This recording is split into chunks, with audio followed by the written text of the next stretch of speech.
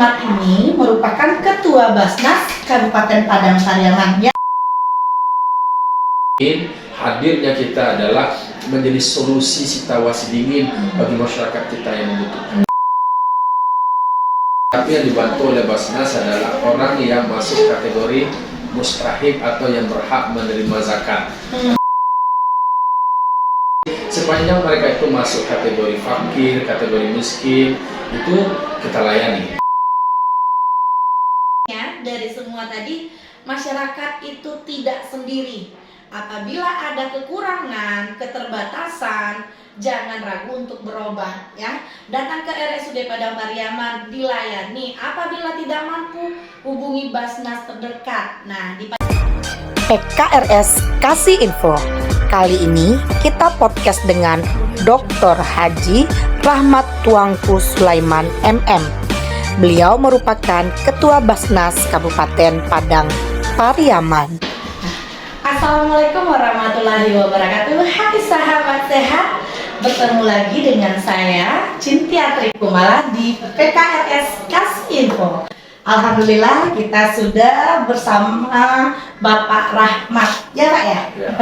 Tepatnya itu Dr. Haji Rahmat Tuanku Sulaiman MM. Iya. Oke Pak, bisa menyapa sahabat sehat dulu? Assalamualaikum warahmatullahi wabarakatuh, sahabat sehat, masyarakat Padang Pariaman. Salam untuk semua, salam sehat. Waalaikumsalam. Nah, Bapak Rahmat ini merupakan Ketua Basnas Kabupaten Padang Pariaman, ya Pak? Ya. Alhamdulillah, itu periode dari 2020 sampai 2025. Oh, masih berjalan 40 hari lagi ya Pak ya. Oke Pak. Nah, kita mau kenalan dulu. Siapa Bapak ini? Cerita Pak, bagaimana perjalanan dari 2020 itu sampai sekarang gitu Pak? Baik, terima kasih Bu. Jadi kita dari Basnas Kabupaten Padang Pariaman itu dilantik pada bulan Agustus 2020. Jadi setelah dilantik, kita membentuk kepengurusan, dipilihlah ketua. Di antara 5 pimpinan, kami diberikan kepercayaan menjadi Ketua Basnas Kabupaten Padang Pariaman. Habis itu kita tata kelembagaan masing-masing dari wakil ketua yang lain itu kita tetapkan posisinya. Jadi ada ketua, ada 4 wakil ketua. Jadi ketua yang mengkoordinir kegiatan kelembagaan, lalu kemudian ada wakil ketua 1 itu membidangi pengumpulan zakat. Jadi wakil ketua 1 dipimpin oleh Bapak Dr. Andus Haji Mas Rican. Beliau itu adalah mantan Kepala Kementerian Agama Kabupaten Padang Pariaman. Jadi beliau yang merencanakan, menyusun, kemudian melakukan langkah-langkah untuk bagaimana optimalisasi pengumpulan zakat. Kemudian yang kedua ada Wakil Ketua 2. Wakil Ketua 2 itu adalah membidangi pendayagunaan dan pendistribusian zakat. Jadi itu dipimpin oleh Buya Dr. Andus Zulfahmi MPD. Beliau itu backgroundnya adalah pernah menjadi Ketua KPU Padang Pariaman. Jadi fokusnya bagaimana program-program penyaluran, pendistribusian zakat itu lebih kepada pendayagunaan zakat. Bagaimana mengantarkan para mustahik sebagai penerima zakat, kita dorong dengan bantuan zakat itu menjadi muzaki, orang yang berzakat. Setidaknya dengan yang kita bantu, mereka tidak ada lagi ketergantungan menerima zakat. Kemudian wakil ketua 3-nya adalah Buya Dr. Fakhri Zaki MM. Jadi Fakhri Zaki itu backgroundnya adalah pernah di perbankan. Jadi beliau ini membidangi bidang perencanaan, kemudian keuangan dan pelaporan. Fokusnya lebih kepada bagaimana mempersiapkan setiap penerimaan, kemudian pengeluaran, ada pencatatan dan ada pelaporannya. Kemudian ada wakil ketua 4 dipimpin oleh Zulherman SS. Beliau ini aktivis Karang Taruna dan beliau membidangi bidang umum, SDM dan hubungan masyarakat. Jadi pimpinan Basnas itu 5, mereka lah yang menghandle bersama-sama dengan saya sebagai ketua bagaimana tugas dan fungsi Basnas itu bisa terjalani sesuai dengan amanah undang-undang. Iya, sesuai gitu ya Pak ya. Nah, sahabat sehat, kalau di Kabupaten Padang Pariaman ini kantor Basnasnya itu di mana gitu Pak? Ya, memang kita masih kontrak kantor karena kita belum punya kantor permanen. Tetapi kita sebagai pimpinan sekarang ini juga sudah berkomunikasi dengan bupati, pemerintah daerah, bagaimana supaya bisa difasilitasi mempunyai tanah dan kemudian bisa mendirikan kantor. Karena memang dengan keterbatasan dana, sampai saat ini kami dari pimpinan Basnas beserta staf itu berkomitmen bagaimana kami punya kantor, tempat pelayanan. Kita sudah menginventaris, mencari peluang ada untuk bisa mendapatkan tanah. Bagaimana ada masyarakat yang mewakaf, kita juga sudah launching program wakaf tanah. Itu sudah ada yang kita dapat, ini lagi sedang proses pengurusan. Lalu untuk penguatan dana dari pimpinan dan staf itu kami juga ya di luar kita menyalurkan zakat, ini sekedar menyampaikan saja, kita juga berkomitmen menyisakan infak sedekah untuk kantor. Sekarang kita berkantor di Kapolokoto dan Salaris. Sebelumnya di Parit Malintang kita kontrak rumah, tapi habis kontraknya kita lagi nyari-nyari karena memang tidak ada juga tempat yang representatif untuk dikontrakkan. Kita dapatkan di Nagari Kapolokoto di dekat Balai Basuwo. Disitulah tempat. Jadi kepada masyarakat Padang Pariaman, masyarakat sahabat sehat semuanya, jika ada butuh untuk berkomunikasi dengan Basnas, datang ke kantor Basnas. Alamatnya adalah Balai Basuwo, Nagari Kapolokoto, Kecamatan Nasabah, dekat simpang Balai Basuwo itu sekitar 20 meter agak masuk ke dalam sedikit. Oke, nah jadi kalau Basnas ini kan Badan Amil Zakat Nasional. Nah, kita sekarang mengangkat temanya, kita masuk ke materi utama kita, yaitu Basnas dan RSUD berkolaborasi melayani kesehatan masyarakat, ya Pak ya? Ya. Nah, di mana program Basnas itu ada 5. Ya Pak, salah satunya itu program pasien rawat inap. Misalnya nih Pak, ada pasien masuk ke rumah sakit, tidak ada kartu BPJS. Nah, dia masuknya itu belum terdata oleh Basnas dan dia masuknya itu dari IGD misalnya. Itu bagaimana Pak? Apakah bisa dibantu Basnas atau bagaimana? Jadi memang kita itu bangun kolaborasi dengan semua stakeholder termasuk dengan RSUD supaya masyarakat contohnya dia tidak punya BPJS, kemudian masuknya juga mendadak karena kan sakit ini kan kita tidak tahu.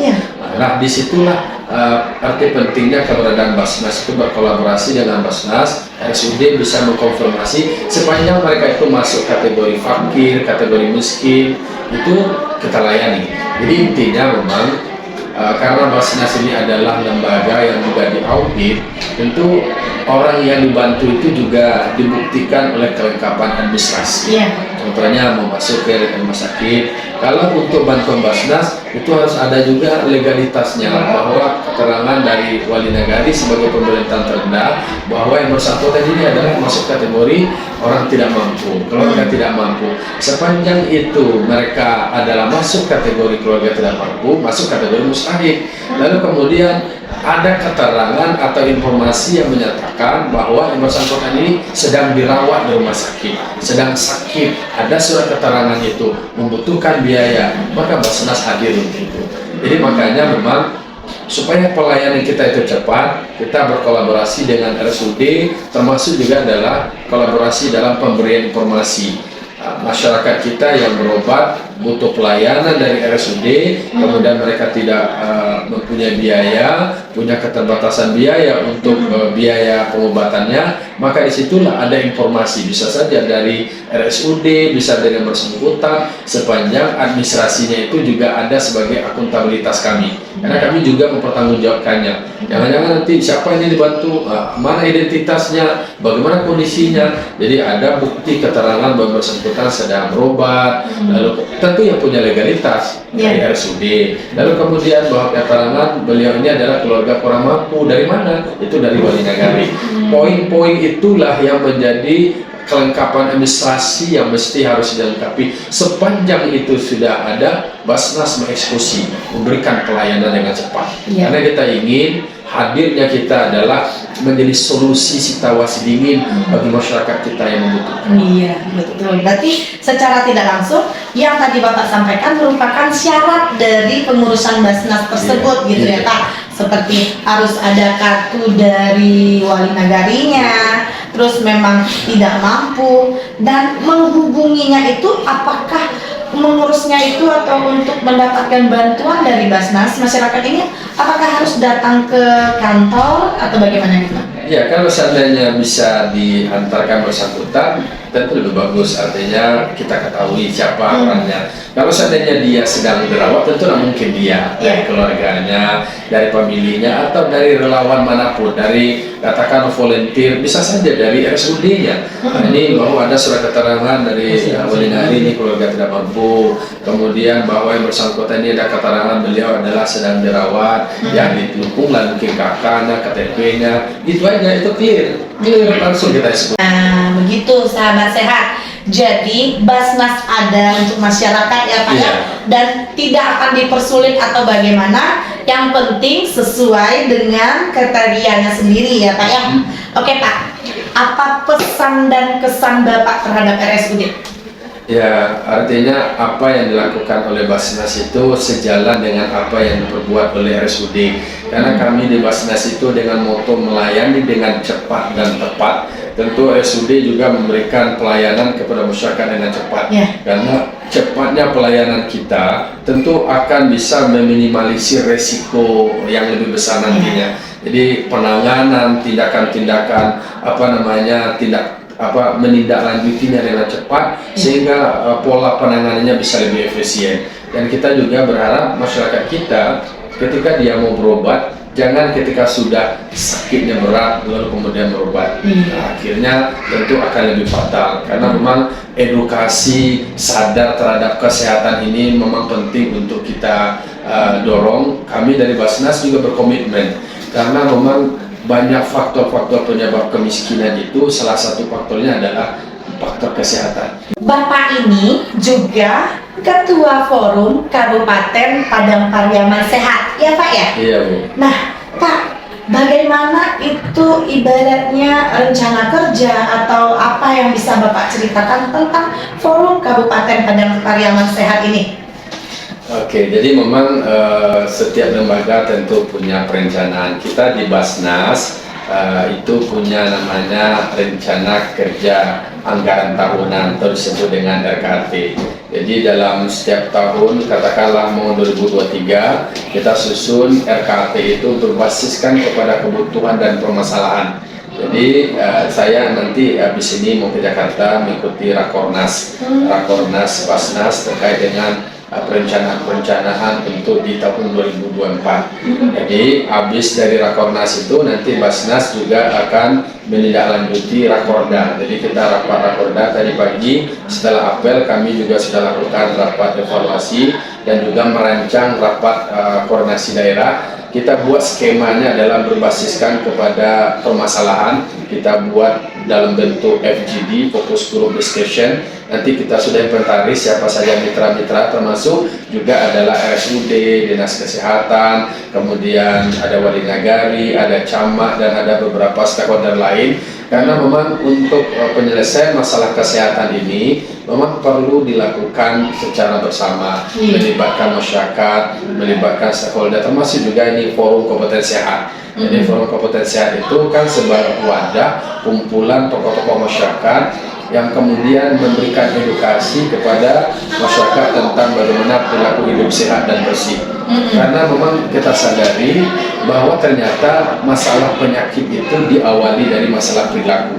Jadi memang peran dari tokoh-tokoh masyarakat, dari masyarakat, bagaimana membentuk perilaku masyarakat kita sehat dan kemudian bersih. Maka Basnas akan berperan juga di situ. Contoh kasus, ada masalah-masalah seperti katakanlah ada stunting, dan kemudian ada masalah-masalah kesehatan lain, termasuk juga kesehatan lingkungan. Padang Pariaman ini tentang masalah sanitasi ini masih perlu kita tingkatkan, bagaimana kepemilikan jamban masyarakat atau akses jambannya juga meningkat. Karena banyak penyakit-penyakit lingkungan itu salah satu faktor penyebabnya adalah dari masalah perilaku hidup bersih dan sehat masyarakat. Nah, ini masalah jamban. Kita di Basnas juga menganggarkan itu untuk program penyediaan sarana jamban. Kenapa itu bisa kita lakukan? Itu berangkat dari fatwa MUI terkait dengan penggunaan zakat. Penggunaan zakat itu untuk pembangunan sarana sanitasi. Itu fokus kepada masyarakat yang tinggal di rumah yang tidak layak, kemudian tidak punya sarana sanitasi yang saniter, lalu kemudian itu didorong melalui bantuan Basnas. Tetapi penekanan kita memang perlu ada pemicuan supaya perilaku masyarakat itu dulu yang kita bentuk.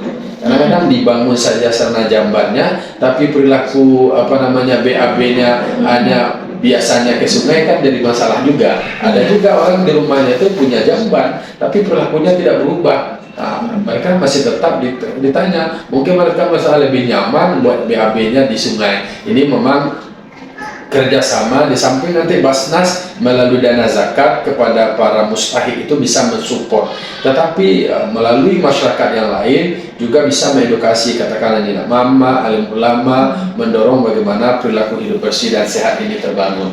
Ini adalah masalah kebutuhan. Masalah-masalah yang terjadi ternyata faktor variabel independennya itu termasuk masalah perilaku.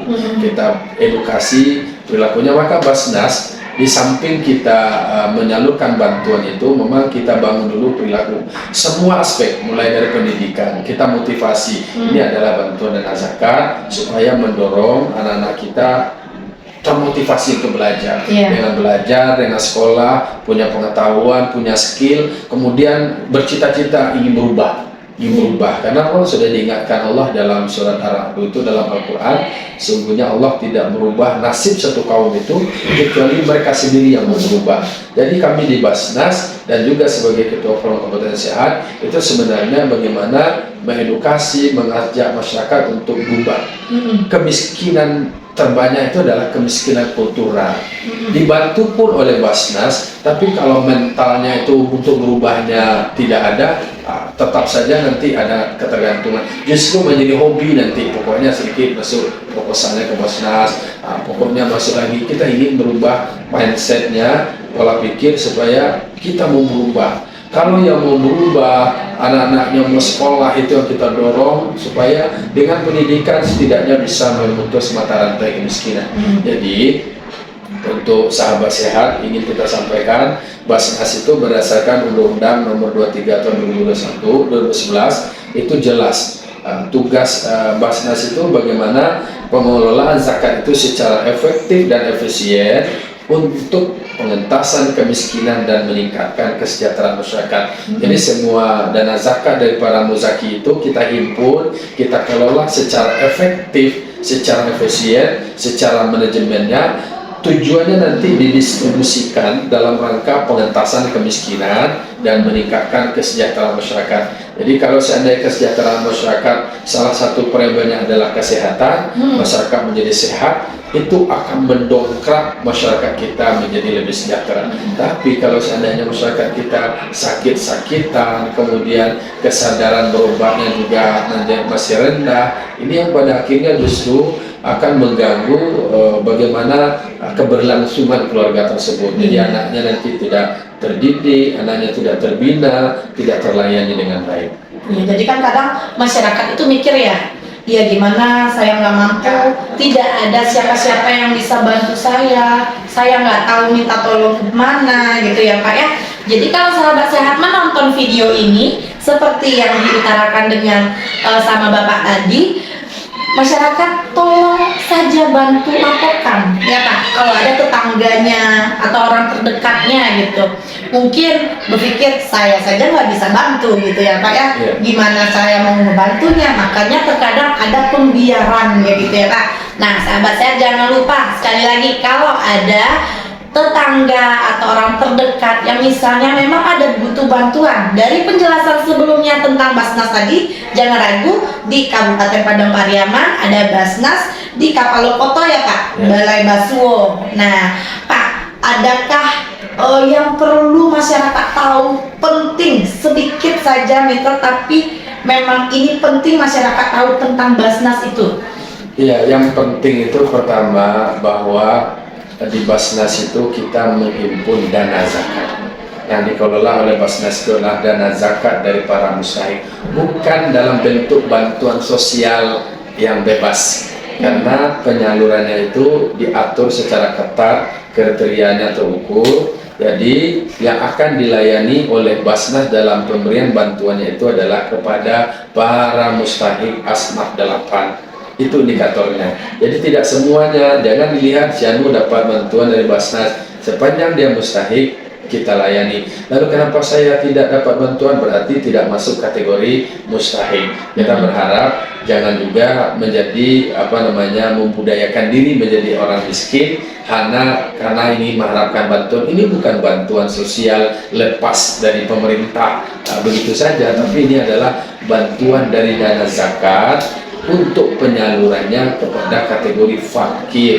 kategori miskin. Yang fakir itu adalah orang yang tidak bisa memenuhi kebutuhannya, itu masih di bawah 50% dari 100% kebutuhannya. Kalau yang miskin, dia tidak bisa memenuhi kebutuhannya 100%, di atas 50% baru itu ketentuannya. Kalau yang fakir itu sebenarnya ketat dijelaskan, orang yang tidak punya kerja, orang yang tidak punya harta, sehingga dia tidak punya keterampilan untuk bisa membiayai hidup, itu fakir. Yang miskin dia punya harta, punya pekerjaan, tapi pekerjaannya itu belum bisa memenuhi kebutuhannya. Begitu juga yang asnaf-asnaf yang lain. Tetapi poinnya di situ. Jadi penekanannya apa yang kita sampaikan tadi, kalau seandainya kita mendapatkan ada di tengah masyarakat, ada masyarakat kita yang tinggal di rumah tidak layak, jangan dibiarkan, sampaikan ke Basnas. Jangan ditunggu dulu untuk dipiralkan, sampaikan ke Basnas. Lalu kemudian kita koordinasikan dengan wali nagari, dengan stakeholder terkait dengan masyarakat kita layak dibantu.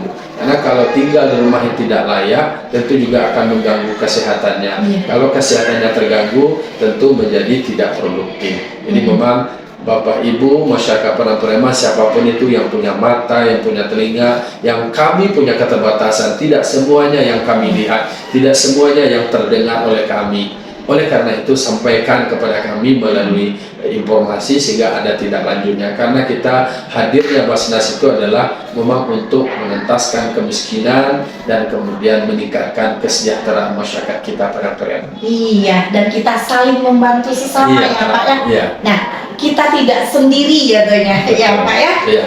Oke. Ada lagi Pak? Oke, cukup intinya situ. Artinya apa yang Ibu katakan tadi, masyarakat Padang Pariaman, para mustahik, Bapak Ibu tidak sendiri.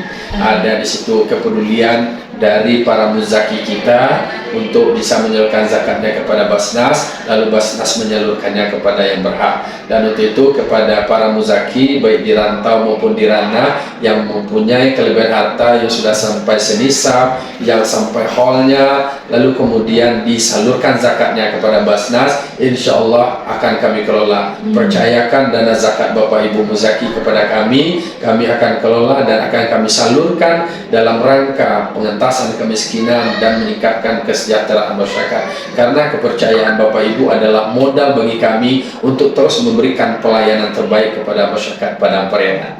Alhamdulillah, sahabat sehat, sepertinya tadi sudah full. Nah, penjelasan Bapak sangat baik, sangat sepertinya mudah dimengerti. Nah, jadi sahabat sehat, intinya dari semua tadi, masyarakat itu tidak sendiri. Apabila ada kekurangan, keterbatasan, jangan ragu untuk berobat ya. Datang ke RSUD Padang Pariaman, dilayani. Apabila tidak mampu, hubungi Basnas terdekat. Nah, di Padang Pariaman kita punya kantor Basnas di Kapalokoto ya Pak ya, Balai Baswo. Datangi, koordinasi atau bagaimana, jangan tak ragu untuk bertanya, untuk dibantu. Bantu tetangga, bantu orang terdekat, dan bantu kita sesama saudara ya Pak ya. Iya. Oke sahabat sehat, mungkin alhamdulillah sampai di sini perjumpaan kita untuk kali ini bersama Basnas dan RSUD berkolaborasi. Terima kasih menyaksikan PKRS Kasih Info.